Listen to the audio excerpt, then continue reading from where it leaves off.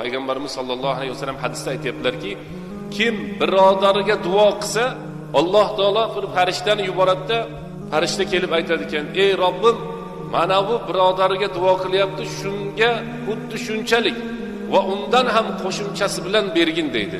Mana bu yerda biz masjidimiz tashqarisida ikkita do'kon, misol uchun aytayapman, xolos, bular bir-biri bilan muomalasi yaxshi. Lekin bu do'konchilar bir-biriga duo qiladimi yo'qmi bilmayman.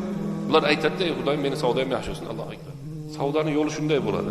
Bozordagilar, tijoratdagilar, billa ish qilayotganlar, taksi qilayotganlar va yana kim qaysi kasb, hunar, ziroatmi, tijoratmi, dehqonchilikmi qanday bo'lsa ham, o'ng tarafingizda, chap tarafingizda birov turibdimi?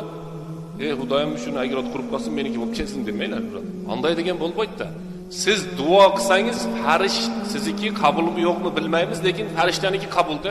Sizga farishta duo qilyapti, qaytarib mislicha shunga bo'lsin deb. Farishtaniki aniq qabul.